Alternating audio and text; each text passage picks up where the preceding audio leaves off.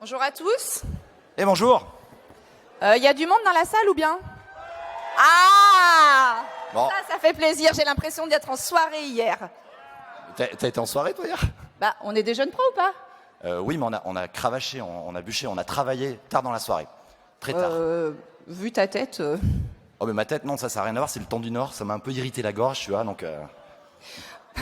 Bah, Alors- j'étais pas préparé à ça en fait. Mais pas du tout. Moi j'avais prévu un kawaii, une doudoune, un truc un peu épais, et puis au final... Eh bah, t'étais en slip. Tout à fait. Français. Oui, un slip français évidemment. Ça t'a échappé ça, non? Non, Ah, oui. ça m'a pas échappé du tout. Quoique, ça m'a peut-être même échappé complètement. Ah. Wouh! Premier défi. Ouais, on a des mots valises à placer, hein, vous l'aurez noté. Hashtag Hugo. C'est le moment où tu dis à 1000 près. On était 2000. Ouais, c'est vrai. Franchement, bravo à vous. Enfin, à 1000 près, on était zéro aussi quand même. Non. Ah oui, donc voilà. Donc on compte sur vous pour être 2000 l'année prochaine, évidemment. À Saint-Malo, évidemment aussi. Ah, on a quand même une petite annonce à faire, je crois. Une annonce? Oui, il y a des gagnants. Ah oui, il y en a qui ont gagné, c'est vrai. Ouais. C'est nos Vikings préférés. Ouais, les Vikings, ouais, de la Fédération normande. Mais d'où ils sortent tous ces Normands? Alors, Bravo on à va vous, vous hein. féliciter parce qu'en effet, vous avez gagné le concours photo, mais vous étiez tellement beau et vous l'êtes encore ce matin, ce qui Ouais. est pas forcément évident, hein, le samedi matin. Mais ils repartent avec un... Présentez-vous. Bravo.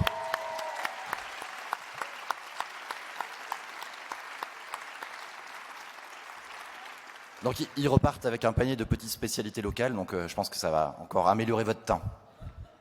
Alors, Avec Santé nous a confié, Une Cette- tâche incroyable. incroyable, il savait pas. Ouais, non, je pense qu'ils se sont trompés, mais... Donc Avec Santé, on vous remercie parce que les jeunes pros, c'est toi, Oui, avant tout, c'est moi. c'est un peu moi, C'est un peu toi aussi, ouais. c'est nous quoi. Et c'est vous, bien sûr. Et c'est avec vous. Ouais, on l'avait pas bûché. Pascal ça. Gendry, en fait, m'a complètement spoilé ce truc. Donc, Pascal Gendry, il ne faut pas refaire. Hein. Non. Alors, les jeunes pros, on va en parler, évidemment. Pour en parler, quoi de mieux que des jeunes pros? Oui, évidemment. Je te laisse les appeler, hein. Je vais donc les appeler. Alors, Vanessa Fortanet, Mathilde Renker, Audrey Pétella, Amandine Delory et Mathieu Noireau. Ouais, c'est mon pote. Maintenant, on va lancer 2 vidéos en fait, parce que tout le monde n'a pas pu être là. Donc, il y a 2 petites vidéos et ensuite, on s'installe pour la table ronde.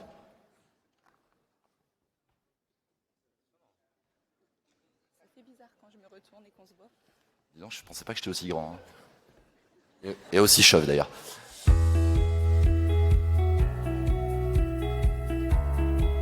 Moi, je suis Mouter Thibault. J'ai fini mon internat en novembre 2021, donc je suis pour l'instant médecin généraliste remplaçant. Et j'exerce notamment à la maison de santé de la Prairie, qui se situe à Baume-les-Dames, donc dans le département du Doubs, dans le 25.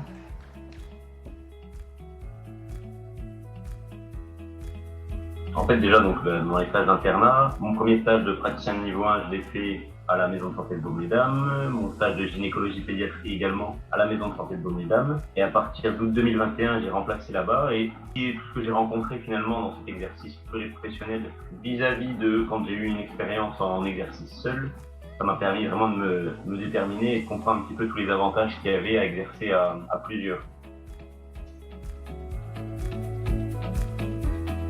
Et effectivement, donc, il y a plusieurs avantages qu'on peut aussi dégager de l'exercice pluriprofessionnel. Quand on pense rien qu'au fait d'avoir plusieurs médecins sur place, souvent là, quand j'ai remplacé en exercice seul, le seul avis que vous pouvez prendre, c'est le vôtre. C'est toujours bon là, quand on est en pluriprofessionnel, de pouvoir faire venir un collègue. Et quand je dis un collègue, finalement, c'est parfois il m'est arrivé de faire passer à Baume-les-Dames la podologue, lui dire viens voir, jeter un coup d'œil pour me donner ton avis. Et finalement, même en pluripro comme ça permet de vraiment avoir toujours un temps d'échange. Ça rassure le patient qui se dit, même si mon médecin ne sait pas, il peut s'appuyer sur ses collègues et donc j'aurai toujours une réponse à la sortie. Et donc c'est vraiment une force ce type de structure.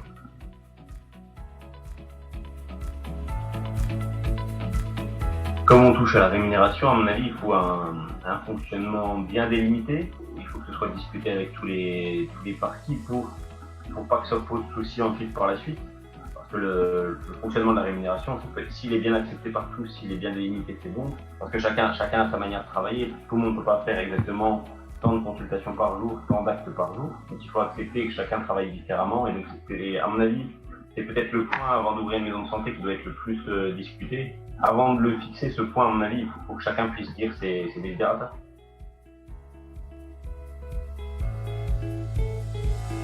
Alors là, donc, du coup, j'ai plutôt rencontré le statut libéral.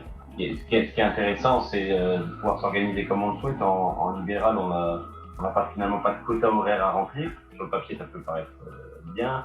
Là où il y a un déséquilibre peut-être, c'est que lorsqu'on est en libéral, on sait que la charge de travail est plus importante du coup, parce qu'on n'est pas, entre guillemets, pas borné à un quota horaire. Donc même si on est libre de s'organiser, on peut rapidement être débordé et puis faire des grosses journées, donc il faut savoir bien s'organiser. Donc, je pense qu'il y a des médecins salariés très heureux et des médecins libéraux très heureux. Moi, j'aurais plutôt tendance à pencher pour le libéral, sous réserve de bien s'organiser en amont.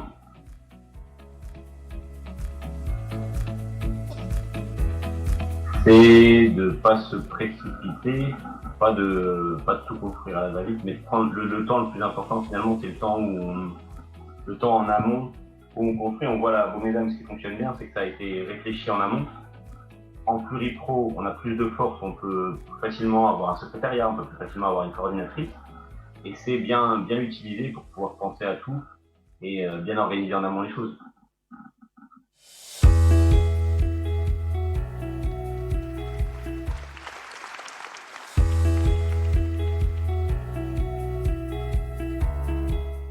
Donc, je suis Élodie Couraine, je suis sage-femme donc depuis juin 2019 et j'exerce au sein de la maison de santé pluriprofessionnelle de Béziers dans l'Hérault, dans le sud de la France, depuis septembre 2020.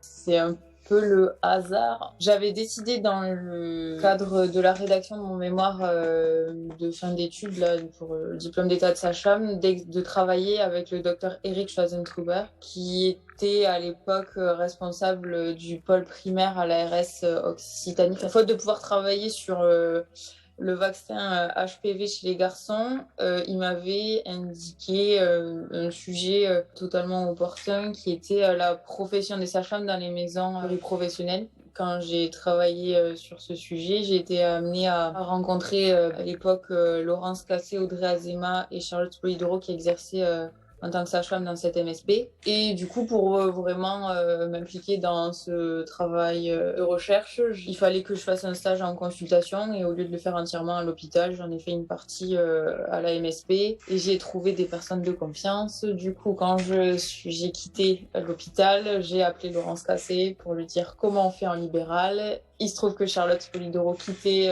son poste à la MSP, donc j'ai enchaîné.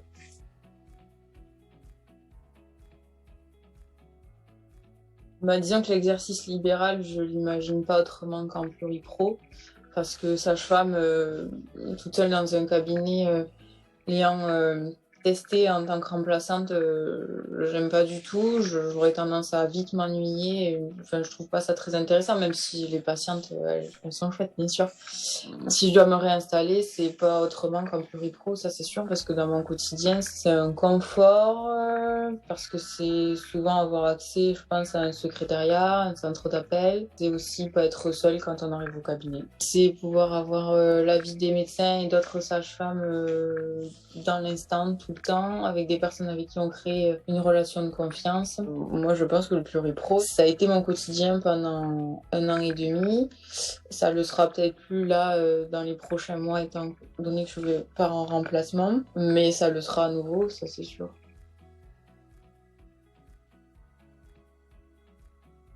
Je trouve que le principe des maisons de santé est indispensable pour une ville. En tout cas, nous à Béziers, je pense que c'est très bien qu'elles soient là et il faut qu'elles vivent. Il faut savoir que là, c'est des médecins qui sont beaucoup à la charge de cette maison de santé. Maintenant, on a une sage-femme qui s'implique beaucoup. Je pense que les sages-femmes, elles ont leur place dans les maisons de santé. Et donc, ces personnes qui vont à un moment donné partir à la retraite aussi, ils ont fait leur job, il va falloir les remplacer. Vu que l'initiative est belle, il faut qu'il y ait d'autres professionnels plus jeunes qui prennent la suite. Et donc, je pense que c'est c'est logique qu'on s'implique, qu'on fasse pas juste en profiter de cette maison de santé, parce que là, j'avais une place très confortable avec des personnes qui s'impliquaient pour moi et moi, je mettais un peu les pieds sous la table et c'était très confortable. Je pense qu'à mon tour, il faudra que je m'implique un peu plus et que je prenne mes responsabilités.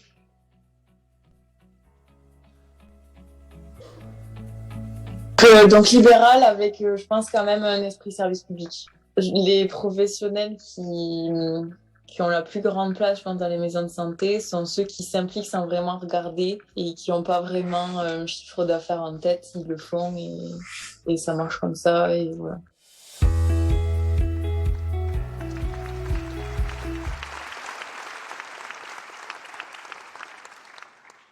Alors, en effet, on peut les remercier parce que c'est pas un exercice facile non plus de faire des vidéos, donc bravo à eux. Alors, imaginez son exercice. Quand on débute, on est d'accord que c'est pas forcément quelque chose de très aisé à faire.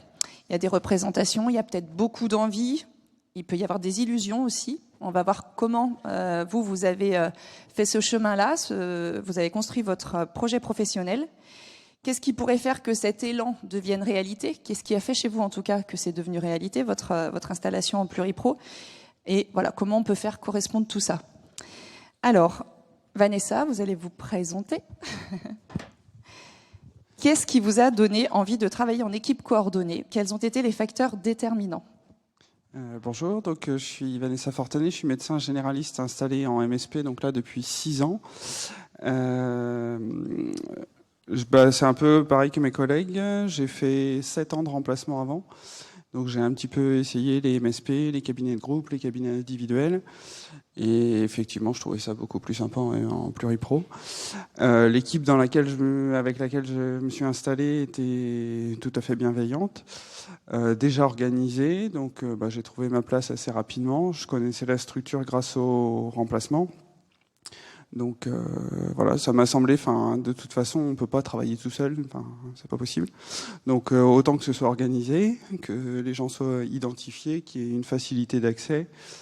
Dans la MSP, il y avait déjà une infirmière azalée, il y avait un cabinet infirmier libéral, et au début, quand je suis arrivé, l'équipe se composait entre guillemets que de ces professionnels-là. On a réussi à faire grandir la structure là en 6 ans, on est 24 maintenant. Avec une IPA depuis 15 jours. Mais je conçois pas, je suis dans un désert médical aussi, et kiné, et infirmier, et orthophonique, et tout ce qu'on veut. J'ai une énorme patientèle. J'ai pas le choix. Il paraît que j'ai le choix. Donc je peux pas tout faire toute seule, c'est pas possible. Donc il faut absolument que je travaille en équipe. Il faut absolument que l'infirmière azalée m'aide dans les dépistages des pathologies, que l'infirmière en pratique avancée m'aide sur le suivi des pathologies chroniques, la sage-femme sur les suivis gynéco et la périnatalité, la pédicure pour les pieds.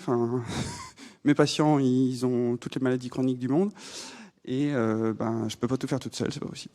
Donc le pluripro, le dossier partagé, l'équipe, c'est limite vital. Donc voilà.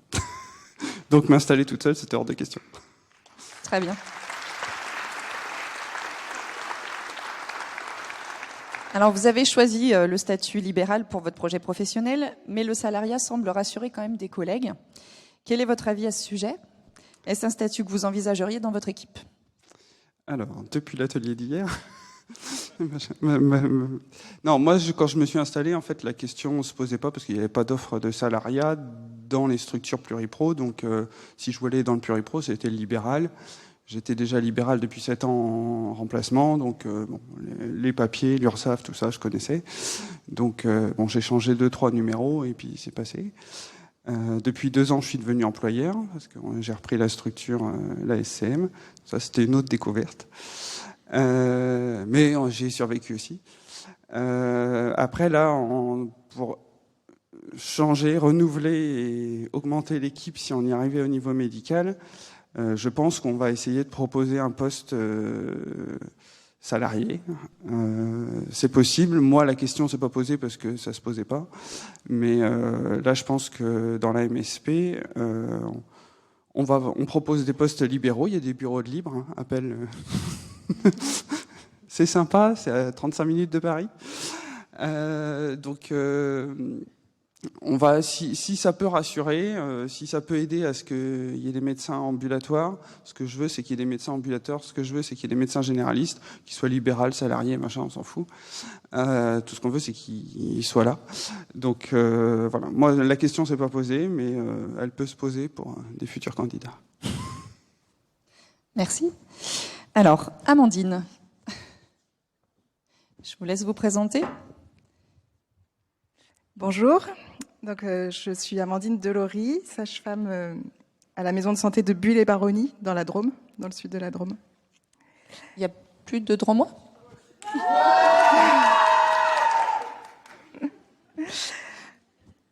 Alors vous, Amandine, qu'est-ce qui vous a donné envie de travailler en équipe ? Quels ont été les facteurs déterminants pour vous aussi ? Alors, moi, en fait, je vais vous raconter un peu mon parcours. C'est que j'ai travaillé pendant 14 ans en maternité, en hôpital public, à Carpentras, dans le Vaucluse. Et j'ai toujours eu envie de faire du libéral. C'est vraiment une facette du métier qui m'a toujours attirée. Mais j'habite à 1 heure de Carpentras, et dans un tout petit village très isolé. Et je me suis toujours dit que j'arriverais jamais à gagner ma vie en libéral, en tant que sage-femme, dans une zone comme ça aussi retirée. Et du coup, ça a été vraiment un concours de circonstances où j'ai, par hasard, un jour entendu parler d'une maison de santé qui s'était implantée 2 ans auparavant, donc à Buis, dans la vallée d'à côté.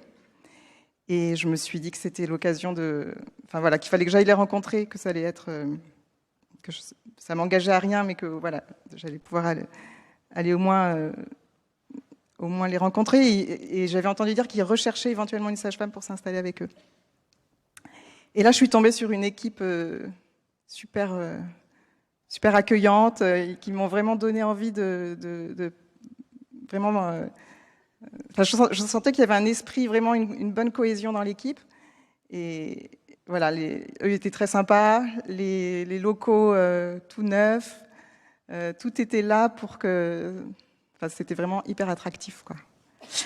À côté de ça, j'avais mon boulot à l'hôpital qui devenait de plus en plus difficile. Les conditions de travail, c'était quand même pas mal dégradé depuis pas mal d'années.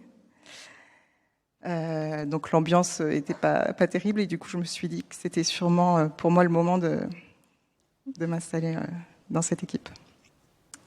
Très bien. Et alors, en quoi ce travail d'équipe vous a rassuré, vous nous l'avez expliqué, mais comment vous pouvez expliquer que ça soit rassurant aussi pour d'autres professions médicales ? Est-ce que ça a été le cas d'installation d'autres professions paramédicales dans cette équipe ? Est-ce que cette notion de rassurance, alors vous disiez que vous pensiez que vous n'auriez pas assez de travail. Est-ce le cas ? Non, pas du tout. En fait, je suis pas sûre qu'il y ait du boulot pour 2 sages-femmes quand même. Mais en fait, non, j'ai senti très vite que j'allais pouvoir avoir une patientèle suffisante. Mais grâce à la MSP, justement. Je pense que ça offre une visibilité qui est énorme parce que les autres professionnels, les patients, ils viennent à la MSP, ils voient qu'il y a plein de professionnels différents, la sage-femme en fait partie et ça permet vraiment d'amener une patientèle beaucoup plus conséquente, je pense, que si on est installé toute seule. Après, votre question, c'était par rapport à... Oui, moi, en fait, Est-ce qu'il y a d'autres professions paramédicales qui avaient peut-être la même vision que vous, de la peur de ne pas avoir assez de travail, entre guillemets, et ça les a rassurés de venir en équipe ? Voilà. Ou pas ? Non, mais ce que je voulais dire aussi, c'est que là où c'était rassurant, c'est qu'il y a dans cette équipe, en l'occurrence, dans la maison de santé à Buis, il y avait aussi des médecins qui faisaient du suivi gynéco et des suivis de grossesse. Et ça a été aussi hyper positif pour moi, quoi, de me dire que j'allais intégrer une équipe où il y aurait des personnes avec qui j'allais pouvoir échanger. Vous appuyer, voilà. M'appuyer. Très bien.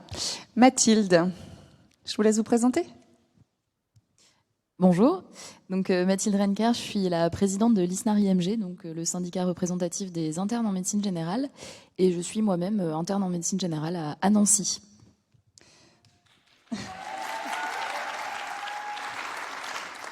Alors Mathilde, on va parler formation initiale. Est-ce que vous pensez que la formation initiale tient suffisamment compte des changements qui s'opèrent dans les soins primaires, selon vous ?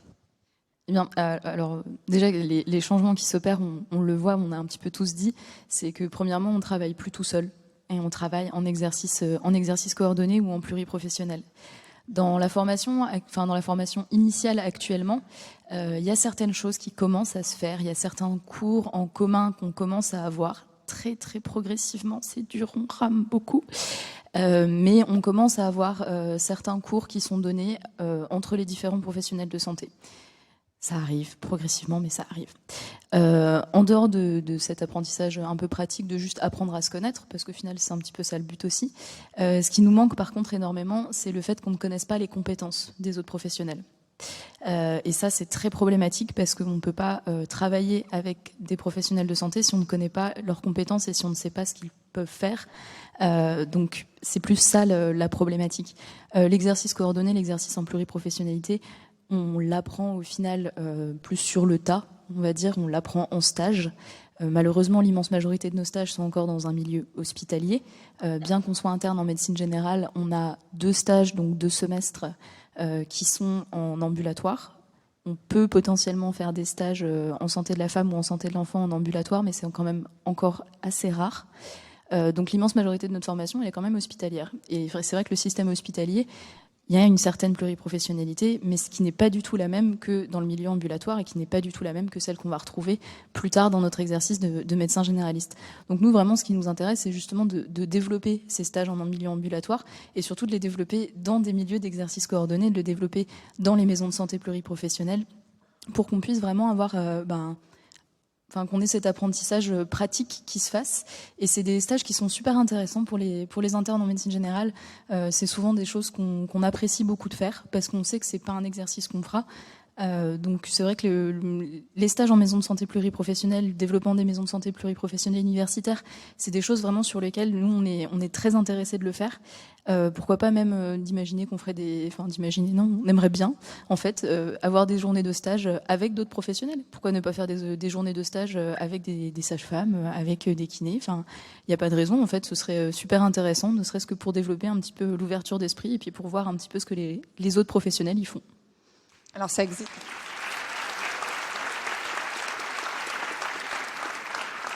Je vous rejoins, ça existe parfois dans certaines organisations de pratique coordonnée. Donc, en effet, c'est le fait de se connaître et de se reconnaître, forcément, ça invite à coopérer. Tout à fait. Ensuite, on va passer à Audrey.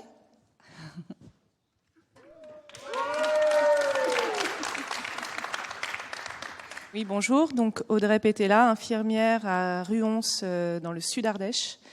Je suis... Il dormait, ceux-là. Donc moi, je suis jeune installée. Ça fait 2 ans que j'ai intégré cette maison de santé. Et je suis là pour témoigner de la différence quand je suis arrivée en libéral. J'étais seule. Et avec aucun appui, avec des grosses difficultés pour joindre ne serait-ce que le médecin. Je connaissais pas du tout le maillage d'où j'étais. Donc je faisais ma tournée et puis je rentrais chez moi, ne serait-ce que pour faire un équilibrage de l'INR ou des choses comme ça. J'étais seule et je faisais la petite sauce. Et quand j'ai eu l'opportunité de revenir vers chez moi pour entrer dans cette maison de santé, j'ai tout de suite couru. Je connaissais déjà quand même pas mal des professionnels de cette maison de santé et donc mon intégration s'est rapidement faite. Après, c'est une maison de santé qui est aussi à ses balbutiements. On a juste une coordinatrice qui commence, donc on met des choses en place petit à petit. Et pour l'instant, je sais pas trop où est ma place dans cette construction, Mais en tout cas, j'ai envie de la prendre. Très bien.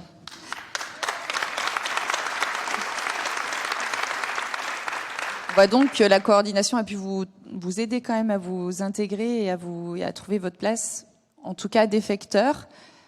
Peut-être pas de leader, vous me disiez, mais c'est pas grave, il faut les deux. C'est ça. Alors, et vous, par rapport à la formation initiale, vous en pensez quoi? Est-ce que vous savez déjà s'il y a des notions qui sont abordées dans la formation initiale infirmière ou pas? Alors, moi, ça remonte à 8-9 ans et j'avais pas trop cette notion. Alors, j'ai croisé une ancienne camarade et je lui ai dit, mais est-ce qu'on avait quelque chose? Donc, je pense que si ça m'a pas marqué comme ça, c'est qu'on n'avait pas grand-chose. Et effectivement, peut-être maintenant, il y a quelque chose, mais tout ce qui est exercice coordonné, nous, dans la formation initiale, on apprend à être infirmière, à faire nos actes, et je trouve que ça va pas plus loin. L'exercice coordonné, travailler avec les médecins, avec tous les autres professionnels de santé sur un même niveau, ça c'est pas quelque chose qu'on a abordé. Et c'est vrai que quand on s'installe en libéral, il faut apprendre à devenir infirmière libérale. Je trouve que c'est différent de l'hôpital. Et infirmière libérale en équipe. En équipe, ah ouais. Alors Mathieu. Bonjour tout le monde. Je suis assez près du micro, c'est bon? Ouais. Parfait. Donc je suis kinésithérapeute en Haute-Garonne. Donc je viens de découvrir la fédération La Forms depuis quelques mois. Oui, apparemment ils sont morts. Vivement que j'arrive pour les réveiller. Heureusement que les Ardéchois sont là. Alors moi je suis ravi d'être à cette table. Pourquoi? Parce qu'en fait moi j'ai découvert l'interpro assez tôt dans le milieu étudiant. Parce qu'il y a 10 ans j'étais représentant des étudiants kinés et donc j'ai côtoyé au sein de la fédération qui rassemble tous les étudiants kinés ISNAR, du coup qui était représentant des internats en médecine. Et je vois que 10 ans après, je suis encore à cette table de ISNAR. Donc merci avec santé, j'ai l'impression d'avoir une jeunesse éternelle. Sinon, du coup, mon expérience, donc ça fait 8 ans, je crois que je suis diplômé. J'ai passé 1 an à faire des remplacements un peu à droite à gauche. Donc c'est le moment où ça permet surtout, vous savez, de savoir ce qu'on ne veut pas faire. Et puis ensuite, donc je suis atterri dans la région Pays de la Loire, où j'ai découvert oui, et puis c'est pas fini. Et alors c'est marrant parce qu'avec ce monde un petit peu de pluripro que j'ai découvert dans plusieurs régions, il y a aussi des spécialités culinaires qui vont avec.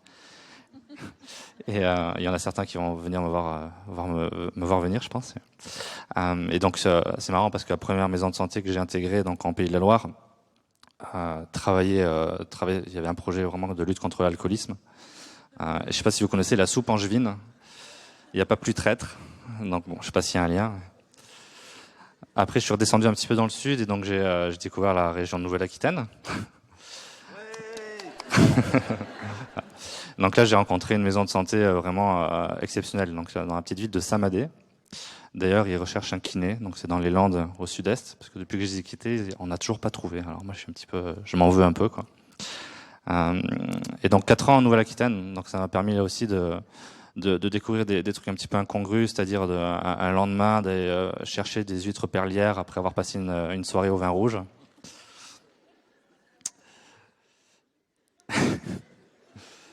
Faudra deviner le mot valise qu'il fallait placer. Et du coup, me voilà depuis quelques mois revenu en Occitanie, donc au nord de la Haute-Garonne. Donc maison de santé multisite maintenant.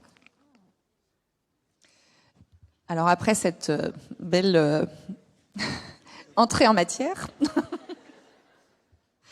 alors on entend parler de déserts médicaux, mais on a bien vu tout au long de ce congrès que finalement parler de déserts médicaux, ça n'avait pas beaucoup de sens et que avec santé et les soins primaires coordonnés, c'est pour apporter du sens. Donc on va peut-être arrêter de les appeler comme ça, ces déserts. On verra comment on les nommera, mais est-ce qu'on peut affirmer, est-ce qu'on peut en tout cas oui, complètement affirmer de façon générale que l'équipe coordonnée est une solution pour limiter ces déserts d'accès aux soins, ces déserts en santé, ces déserts, quelle que soit la qualification qu'on lui donne? Bon, complètement au niveau de l'exercice professionnel, en fait, l'exercice coordonné attire clairement les jeunes. Maintenant, on n'a plus envie de travailler isolé, on n'a plus envie d'être le médecin ou le kiné qui travaille de 7h à 22h sans vie de famille et qui gagne de l'argent et qui a l'impression de se tuer à la tâche. Il y a des nouveaux modes d'exercice qui existent et donc ça permet déjà d'une part, clairement, bon, ici on est tous convaincus, mais c'est aussi démontré par plein d'études qu'on améliore la prise en charge et donc l'impression de faire du bon travail, c'est quand même gratifiant. L'exercice en équipe, ça permet aussi de pouvoir échanger, de partager des difficultés, de se rassurer dans notre pratique quotidienne. Et puis quand on échange avec des collègues de toutes les professions tous les jours, c'est quand même agréable, c'est dynamique. Donc entre ça et vraiment le ressenti qu'on fait du bon travail, je pense qu'on peut vraiment considérer que l'exercice coordonné, ça améliore le bonheur au travail, quoi. C'est quelque chose que j'aime vraiment dire. C'est pas ce qui va nous permettre de gagner plus. C'est ce qui va nous permettre par contre de travailler autrement, sûrement mieux, sans forcément perdre de l'argent et avec vraiment un plaisir au travail. Après, c'est qu'une partie de la solution sur les déserts médicaux. Donc déjà, il y a un mec hier, je sais pas, en vidéo, vous l'avez peut-être vu, il me ressemble un peu mais mal coiffé, qui en a parlé. Et il y a une certaine incohérence quand on parle de déserts médicaux et qu'après, en marge de ça, il y a des zonages qui se mettent en place dans plusieurs professions avec des régulations démographiques et qui sont pas forcément cohérentes entre professions. Donc l'exemple que j'ai déjà cité, là je vais y revenir 2 minutes, c'est que quand j'étais dans les Landes, là, c'était une zone de désert médical, mais une zone uniquement zone intermédiaire en kiné. Donc c'est-à-dire qu'il n'y a pas de régulation ou pas d'incitation à s'installer en kiné. Mais par contre, avec toutes les aides qu'il y avait pour la maison de santé, pour les médecins, on avait une infirmière azalée qui était salariée. Là maintenant, et je sais qu'ils ont une assistante médicale. Et ça permettait aux médecins de s'organiser et d'être très disponibles en fait et d'être réactifs aux besoins. Alors que les kinés, en étant juste zone intermédiaire, donc pas sous-dotés, on était à 3 ou 4 semaines d'attente. Donc il y avait vraiment une incohérence. Et donc je pense qu'en effet maintenant, il faut vraiment affirmer cette notion de désert en santé et de réfléchir à comment harmoniser l'offre de soins et pas uniquement profession par profession, quoi. Je suis pas en train de dire qu'il faut une régulation pour les médecins, ne me tuez pas tout de suite. Il n'y a pas de tomates, il paraît en ce moment. Mais il faut penser vraiment global. Et, voilà. Et après, si on va aller encore plus loin, il faut aussi qu'on arrête de taper sur les professionnels de santé et dire ils veulent plus s'installer en campagne quand il n'y a pas d'école, quand il n'y a pas de centre culturel, quand il n'y a pas de train. Il faut aussi repenser l'offre territoriale au sens large. Si on veut aller, s'il faut qu'on aille travailler dans ce qu'on appelle actuellement déserts médicaux, il faut aussi qu'on puisse y construire une famille, il faut aussi qu'on puisse y vivre.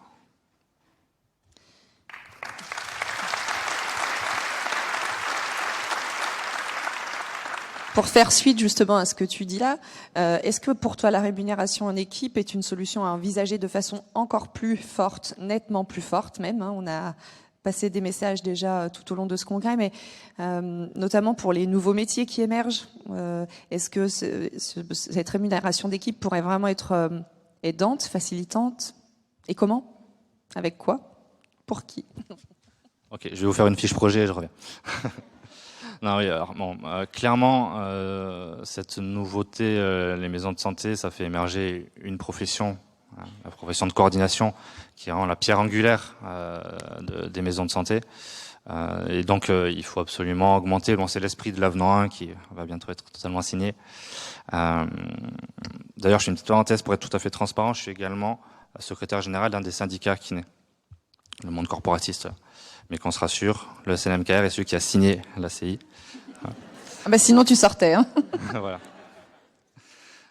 Donc l'avenant 1 va dans ce sens-là, mais c'est vrai que je pense que même ce qui est ressorti de l'avenant, il ne va pas assez loin dans cette rémunération de la fonction de coordination, parce que ça peut vite prendre énormément de place en fait. Et on en a assez parlé, la coordinatrice ou coordinateur qui permet d'améliorer les réunions, qui permet d'augmenter le nombre de projets et puis de les suivre et de faire en sorte qu'ils marchent. Donc il y a cette partie-là, je pense qu'il faut vraiment encore valoriser.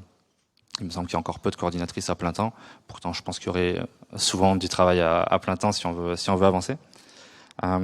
Après, il y a également tous les projets qu'on peut financer dans la maison de santé indirectement de la fonction de coordination.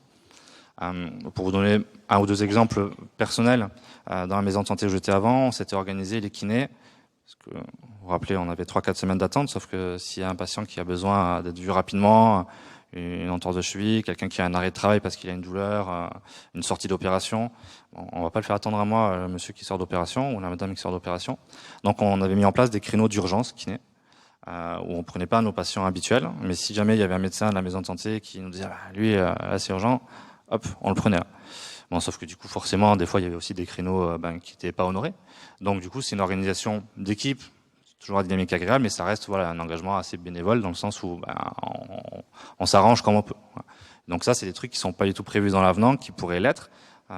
C'est un exemple parmi tant d'autres d'organisation d'équipe. Et puis je pense que j'ai déjà assez parlé. Alors Mathilde, la question va être à peu près similaire. Hein. C'est des aires d'accès aux soins, c'est des aires de santé. Comment est-ce que l'idée de l'incitation individuelle, l'incitation collective, c'est une bonne idée, j'imagine, ou on reparle quand même coercition? Alors on va pas reparler de coercition tout de suite. En tout cas, c'est pas l'objectif. Effectivement, on sait que ces problématiques, elles existent depuis longtemps. Elles étaient assez prévisibles. Maintenant, il faut qu'on trouve justement des autres moyens de travailler autrement, de travailler ensemble. Et ça, effectivement, c'est une incitation qui est forte et c'est normal pour les professionnels, enfin pour les jeunes professionnels, de se dire qu'on va travailler en équipe, c'est normal. Donc bien évidemment qu'il faut augmenter ces solutions et ça passe aussi, encore une fois, par les terrains de stage. Parce qu'on va aller dans un terrain de stage, on va s'y sentir bien et puis on va y revenir par la suite. Et donc si on est dans un terrain de stage, dans une maison de santé pluripro par exemple, et que tout se passe bien et qu'on a envie d'y retourner, bien évidemment qu'on y ira. En fait, c'est un peu ce que disait... C'est juste qu'on a envie d'une qualité de vie, on n'a pas forcément une envie de travailler de 7h à 22h tous les jours, c'est plus comme ça qu'on a envie de travailler. On a envie de travailler autrement, on a envie justement de pouvoir vraiment avoir le temps de faire du soin, de faire notre métier, de réussir à de nouveau avoir une qualité de soins, d'une qualité de prise en charge qui effectivement, à mon sens, passe par cette coordination des professionnels. Et donc forcément, c'est des étapes qui sont intéressantes. Ça ne sera pas toute la solution, bien évidemment. Faudra mettre plusieurs leviers en route. Donc bien évidemment, augmenter l'exercice pluriprofessionnel, agir sur la formation, agir sur la rémunération, sur plein de choses comme ça. Mais l'exercice pluripro est une partie des solutions de ces problématiques. Avec les innovations aussi qui vont avec, hein, les nouveaux métiers. Mais vous avez raison, les terrains de stage, quoi qu'il en soit, il faut aller les chercher, il faut convaincre, il faut donner envie. Donc c'est sûr que ça peut être un levier très important. Oui, bien sûr. Le fait d'avoir des maîtres de stage, c'est quelque chose de très important, qu'ils soient bien formés, que les stages soient qualitatifs, bien sûr, mais il faut qu'on puisse se former là où on va exercer plus tard. Exactement. Alors, je ne sais pas, Victor, où tu en es. J'ai bien l'impression que tu étais en micro-sieste. Je suis en micro-sieste, absolument. D'ailleurs, pour l'instant, il y a 3 questions qui sont posées en fait dans l'application. Est-ce que tu veux qu'on les balaye maintenant ? Tous en micro-sieste. Donc voilà, n'hésitez pas. C'est normal, on est samedi matin. Tout à fait. Donc éventuellement, si vous avez même la flemme d'en composer, d'en rédiger, vous pouvez liker les autres. Comme ça les fait remonter dans le fil. Est-ce que tu veux que j'aille ? Je pose des questions ou t'en as... Eh ben vas-y. Formidable. C'est ton temps là. Ah, c'est mon temps à moi. C'est mon grand moment, c'est génial. Donc, comme je suis un jeune professionnel, non. Alors, tiens, une petite suggestion de la part de Laura, qui nous dit, pour parler de déserts médicaux, terme non attractif pour les futures installations, pourquoi ne pas parler de zones à fort potentiel patient ?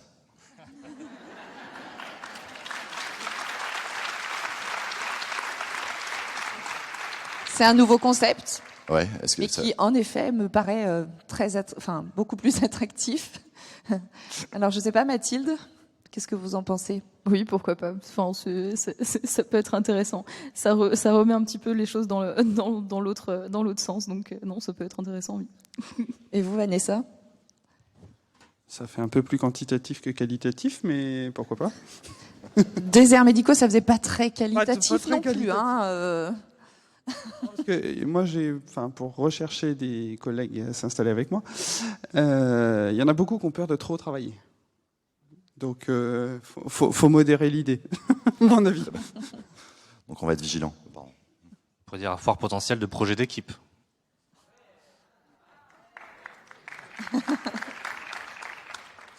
On y va pour une deuxième question. Donc, c'était pour Mathilde. Selon vous, des choses peuvent-elles être mises en place de façon obligatoire dans le cursus MG pour présenter l'exercice pluridisciplinaire ? Alors, en fait, si je traduis la question, je me permets, ce serait de faire en sorte qu'on ait des stages qui soient obligatoirement faits dans des structures d'exercice coordonné. À l'heure actuelle, en fait, ça va se faire, ça se fait de plus en plus de façon non obligatoire, bien sûr, mais juste sur le fait que c'est les terrains de stage qui sont les plus choisis et qui sont les plus attractifs pour les étudiants, et donc c'est ceux-là qui sont pris en priorité. Les terrains de stage en cabinet isolé, ça se fait quasiment plus, parce que premièrement, il y a de moins en moins de médecins qui exercent de cette façon, et puis deuxièmement, les étudiants ne vont pas forcément aller dans ces terrains de stage, donc de façon obligatoire, je ne sais pas, mais en tout cas, ça se fait déjà, et c'est pour ça qu'on aimerait bien pousser aussi justement à ce qu'il y ait plus de maisons de santé pluripro qui soient universitaires, pour qu'il y ait vraiment cette culture aussi de recevoir des étudiants, pourquoi pas de lancer des recherches aussi, et c'est un petit peu ça qui est intéressant à développer, et ça se fait de plus en plus. Alors très bien, ça remonte là, je vois que vous êtes réveillés, vous likez quand même les questions, c'est super. Alors comment les jeunes professionnels souhaitent s'intégrer dans le projet de santé? Comment ils participent au débat, au choix de l'équipe? Beaucoup de questions. Mathieu, je sens que c'était pour toi, ou Vanessa. Ouais, alors j'ai du mal à répondre parce que j'ai l'impression que c'est propre à chacun en fait, même en fonction des caractères de chacun. Donc après on peut dire une redite, je pense que ça plaît à tous les jeunes, ça les attire, ils ont envie d'y participer. Après, en fonction de chacun, je pense qu'on va être plutôt spectateur, plutôt effecteur, plutôt leader, plutôt opposant peut-être même. Après il en faut des fois aussi pour faire vivre la démocratie de nos structures. Alors j'ai du mal à voir vraiment où est la question, je sais pas si j'y réponds. J'imagine. Si je peux me permettre, je pense que c'est surtout si vous installez un MSP qu'il faut lire le projet de santé et qu'il faut qu'on vous communique, parce que moi je trouve qu'avec les médecins à qui on a posé la question, ça fait partie des freins en fait d'arriver aussi dans une structure qui marche. Et on leur dit, va falloir que tu fasses des consultes, il va falloir que tu fasses de l'ETP, tu peux faire ça, tu peux faire ça, tu peux faire ça, tu peux faire ça, tu peux faire ça. Et là, ils se disent, c'est mort, je bosse 90 heures par semaine. Donc je pense qu'il faut le lire aussi, il faut se l'approprier, il faut effectivement se positionner, soit pour l'instant je regarde, mais il faut être conscient qu'il y a une dynamique d'équipe et que potentiellement il faut lire les projets de santé de l'équipe, il faut lire les protocoles. Et effectivement, quand on arrive sur des structures qui sont assez développées, ça fait beaucoup de lecture au départ. Mais il faut pas avoir peur. Mais c'est important aussi, dans les maîtres de stage, je suis maître de stage, je leur fais lire à mes internes, quoi. Je leur fais faire la compta, je leur fais faire... ils vont avec la coordinatrice, ils viennent participer aux sessions d'ETP pour leur dire, voilà, c'est pas la mort, on enlève 3 heures de consulte et on fait 3 heures d'ETP, on fait pas les deux. Donc je pense que c'est important de les lire. C'est des documents qui font peur, et moi j'ai été formé il y a 15 ans. On m'en a pas parlé du tout. Donc je ne sais pas si ça a progressé depuis, mais j'essaye de faire en sorte que les quelques-uns qui passent par chez moi soient au courant. Du coup, je me permets de rebondir, parce qu'a priori, tu as mieux compris la question que moi. Mais je pense que même pour aller sur un côté un peu plus... je dirais plus agréable, plus d'intégration que ce que tu traduis là. Je pense que même s'il y a un nouveau professionnel qui intègre la maison, ça peut être l'occasion aussi de prévoir un temps d'échange avec lui, de lui expliquer peut-être à l'oral le projet, et comme ça, ça permet d'avoir de la cohésion, quoi. Je pense qu'en effet, et du coup, si on se met de l'autre côté, en effet, je pense qu'un nouveau professionnel qui intègre une équipe peut peut-être demander à avoir ce temps d'échange, d'explication. Mais du coup, les deux sont complémentaires, en fait. Oui, peut-être penser à ce qu'il n'y ait pas de décalage entre l'équipe qui est déjà bien avancée dans le projet et le jeune qui débarque. Ça permet de ramener tout le monde au même niveau. Enfin, il y aura toujours ce décalage, mais en tout cas, ça permet de se rassembler. Dans une petite dernière Vas-y. question. Okay. Go. Alors, ça fait le lien avec ton atelier précédent. Les jeunes professionnels sont-ils favorables aux délégations de tâches? À mort. Oui, là c'est un parti pris complet. Tous ceux qui peuvent faire le boulot à ma place, ils ont le droit. Peut-être Amandine, tu peux répondre aussi? Oui, moi je serais plutôt favorable à ça, dans le cadre de ma profession en tant que sage-femme. Moi, je me suis retrouvée... on se retrouve facilement en tant que profession médicale, on a des compétences qui sont très spécifiques et en même temps hyper limitées. Et enfin voilà, je me retrouve souvent en situation avec les médecins généralistes à devoir leur demander une aide pour les prescriptions et tout ça. Et bon, là, les choses, elles vont peut-être un peu évoluer parce que nos compétences ont changé depuis peu, mais je pense que de mettre en place ce genre de facilitation. Très bien. C'est passé. C'est super bien pour un gain de temps dans la prise en charge pour la femme. Ça amène une rapidité de prise en charge, quoi. Merci. Mathilde, tu voulais intervenir ? Oui, pour ce qui concerne les délégations de tâches, ce qui est surtout intéressant justement, c'est de le faire en équipe, encore une fois, parce que c'est un peu ça l'intérêt. Et c'est vrai que nous, on est très favorable justement à faire en sorte, encore une fois, ça passe aussi par la reconnaissance des compétences des professionnels, et je pense particulièrement aux sages-femmes, où effectivement il y a eu des évolutions des compétences, et les médecins, on ne le sait pas, donc on conserve déjà des tâches qu'on pourrait très bien déléguer, on ne le fait déjà pas. Donc je pense qu'il y a aussi toute cette culture qui a à revoir de médical, on veut garder des choses, alors qu'en final, la qualité de la prise en charge est pas forcément optimale. Et c'est vrai que c'est super intéressant justement de pouvoir travailler ensemble. Et c'est un petit peu ça le principe de ces délégations, à mon sens. C'était la dernière ? Non, il y en a plein. Il y a des remarques aussi. Il y a des truismes. Je voulais les placer, c'était mon mot valise. Donc, faut que je la retrouve. Est-ce que la désertification ne va pas avec le désinvestissement de l'État sur les services publics de proximité, en rural notamment ? Donc c'est un truisme, absolument. Ah oui. Qui a posé cette question ? Je ne sais pas, mais elle est, tu vois, moi j'applique le principe démocratique, et elle est remontée pas mal. Donc bien sûr, comme tout le monde est d'accord, j'enchaîne avec la suivante. Non, mais Vanessa, vous les exprimez. Non, il y avait le à mort encore, c'est tout. Donc à mort. Que pensent les jeunes internes de l'idée d'une année supplémentaire en MSP ? Oui, c'est une notion qui a été abordée hier, en effet.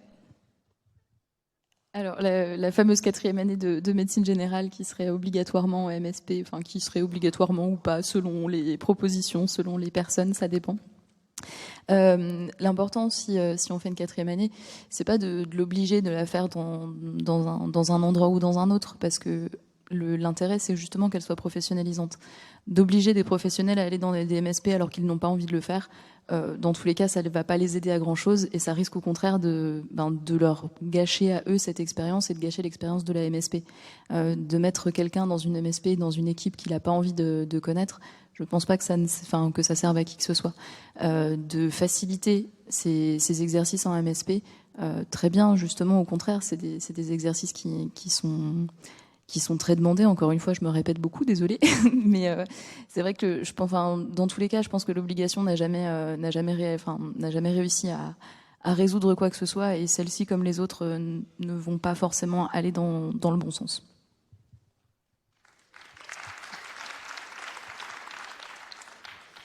Il y avait une notion qu'on... T'as une autre question ? J'en ai plein, mais tu peux enchaîner, hein, ça me va très bien aussi. Il y a la notion aussi des usagers. Alors on avait prévu de la traiter aussi sur cette table ronde, sur cette plénière. Gérard Raymond n'est pas là ce matin, donc du coup on n'a pas trop abordé cette question-là. D'autant plus que vous, les jeunes pros, est-ce que les usagers, ça vous parle ? Est-ce que vous en avez dans vos équipes ? Est-ce que c'est une préoccupation que vous avez dans votre exercice coordonné d'équipe ? Audrey ? Alors moi non, j'ai découvert ça ici en fait. J'avais même pas la notion et l'idée qu'on pouvait intégrer les usagers à la maison de santé. Donc c'est peut-être quelque chose que je vais faire remonter. Mathieu ? Oui, de mon expérience et de ce qu'on peut entendre aussi, il y a deux choses qui se dégagent. Il y a déjà l'intérêt de faire participer les usagers et les patients de manière à renforcer ce patient acteur en fait, et d'être vraiment en partie pris de son traitement. Et puis également au niveau plus collectif, politique, local, on va dire, demander l'avis à des usagers, représentants ou formalisés ou non, quoi. Donc nous, c'est quelque chose qu'on a essayé de mettre en place dans les Landes. C'est pendant le Covid, on a organisé une soirée d'information pour expliquer à la commune un petit peu qu'est-ce qui se passait, qu'est-ce que c'est ce virus, C'était l'époque où il y avait des fake news en pagaille sur ça. Et du coup, de là, plus après quelques échanges qu'on a eu à des maisons de santé où ils ont mis en place un comité d'usagers, on s'est dit que ce serait peut-être l'occasion de lancer l'idée de demander l'avis à la population. Et donc, c'est vraiment ça que je trouve intéressant, c'est de co-construire en fait le projet de santé ou le faire évoluer en fonction des remarques, des envies de la population à laquelle on s'adresse, quoi. Alors nous, après, c'était un peu complexifié. Donc c'est vrai que je regarde un petit peu qu'il n'y ait pas le représentant de France Asso Santé parce que j'aurais voulu des petits conseils. En fait, il se trouve que nous, on a proposé ça lors de la soirée et je pense qu'on s'y est mal pris. Déjà, je pense que toute la population déjà était très en soutien de la maison de santé. Du coup, ils étaient un peu surpris. Ils disaient, vous faites bien votre travail. Je vois pas ce qu'on va vous apporter. C'est vous qui savez ce qu'il faut faire. Après un peu d'explication, ils commençaient à se dire, oui, d'accord, on peut aussi donner notre avis, machin, intéressant. Sauf qu'après, les premiers qui se sont montrés vraiment volontaires pour s'engager dans ça, c'était 2-3 personnes complètement anti-vax, pro-médecine alternative et qui étaient vraiment dans l'opposition. Et donc, moi, c'était le moment où je pensais déménager en plus et que j'avais porté ça. Et je me suis dit, je vais pas partir et vous laisser un paquet de choses comme ça. Donc, on s'est dit qu'on le mettait de côté. Bon, c'est dommage. Donc, je pense qu'il faut qu'on revoie ensemble comment s'y prendre. Est-ce qu'on reprend des représentants des usagers ou juste des citoyens qui ont envie de venir donner leur avis. Je crois que sur Avec Santé, j'ai pas encore regardé récemment, mais il y a un petit guide qui peut aider à mettre ça en place.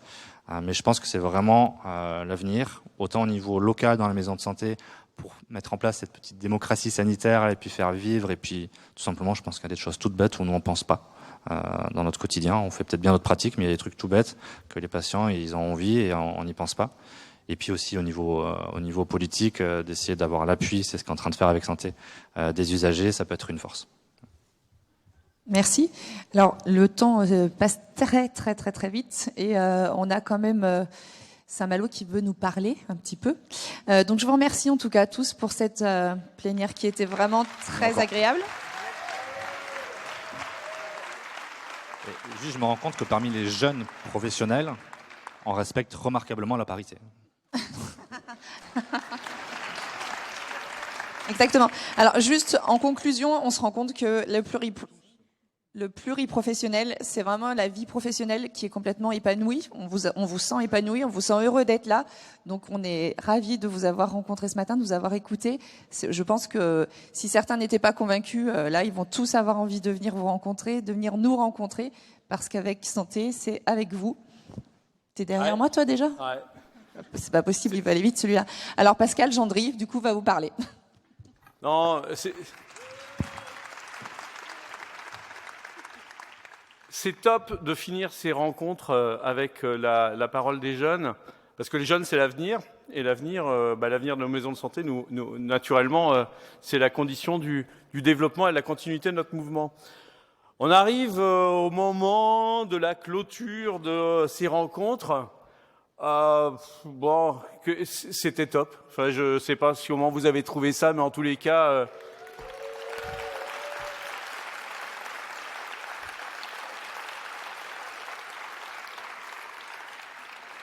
c'était top. Ça recharge les batteries, j'espère, à tout le monde. Que vous avez plein d'idées dans vos maisons de santé, que ça va booster la dynamique après ces foutues 2 années qu'on vient de vivre. On a donc plein de projets, plein d'idées. On attend aussi des décisions importantes, quand même. On a parce que normalement, peut-être le compte à rebours, pas de nouvelles de la CNAM, c'est toujours pas signé. C'est toujours pas signé, mais dès qu'on le sait, on vous le transmet. Et vous penserez à nous au moment de la transmission. Donc dès qu'on le sait, mais clairement l'avenir de nos MSP ne dépend pas simplement du seul ACI. On voit bien aussi que ce qui va se passer dans les prochaines semaines est aussi important pour notre avenir. Donc tous, vous êtes des électeurs, tous vous allez rencontrer des candidats. Il faut faire avancer notre cause pour que chaque Français puisse bénéficier de l'accompagnement d'une MSP partout là où il se trouve. Maintenant, une fois qu'on a dit tout ça, il paraît qu'on a un rendez-vous au mois de mars, à Saint-Malo, mars 2023. Mais avant, il faut qu'on fasse une standing ovation à toute l'équipe d'organisation du congrès, de ces rencontres, et je voudrais appeler tous les bénévoles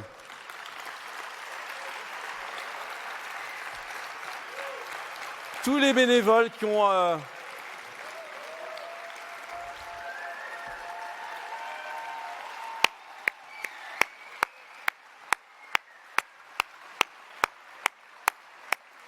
Je voudrais aussi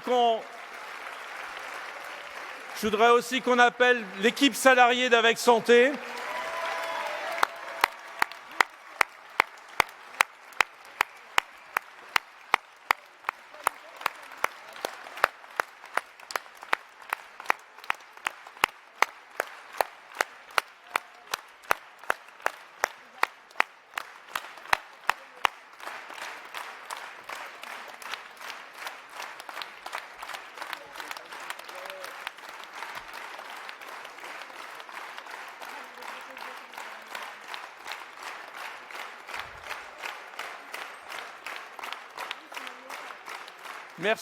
Merci à la FEMAS Hauts-de-France aussi pour toute sa mobilisation. Merci à Laurent, merci à Sylvain, merci à tous. On a vécu un grand moment. Il faut que maintenant le Nord. Ils n'ont pas tenu leur promesse. Hein. Les Kaouais, on n'en a pas eu besoin. Mais rassurez-vous, l'année prochaine, peut-être à Saint-Malo. Rassurez-vous, à Saint-Malo, mais il fait beau plusieurs fois par jour dans Bretagne. C'est bien connu. Laurent, je te laisse la main pour passer le relais. Bien, donc merci à tous d'être venus. Je vous ai fait passer un peu par Dunkerque vendredi, et c'est pas vraiment innocent parce que à Dunkerque, donc il y a un fameux corsaire qui s'appelle Jean Bart, et Jean Bart donc avait été capturé par les Anglais, s'est évadé et est arrivé à Saint-Malo. Donc l'histoire et Saint-Malo donc a eu son corsaire aussi sur Couf quelques années plus tard. Donc l'histoire se répète, et donc je suis heureux de transmettre les clés du savoir-faire à l'équipe bretonne.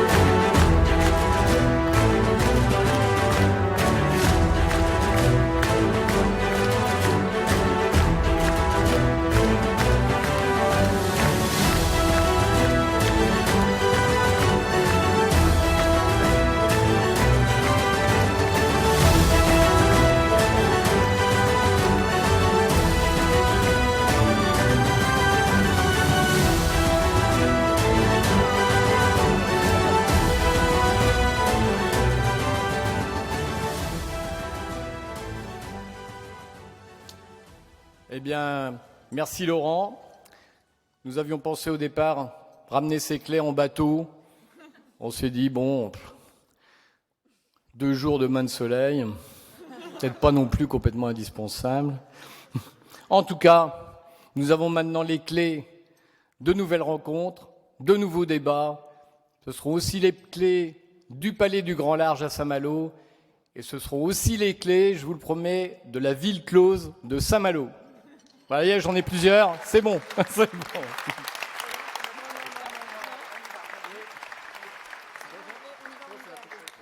Et donc, embarquez avec nous pour Saint-Malo.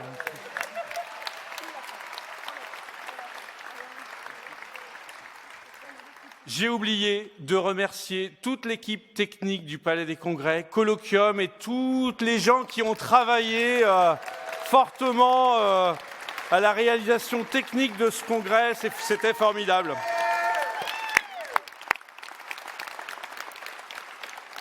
Donc à Saint-Malo, mais avant, n'oubliez pas, avec santé et avec vous.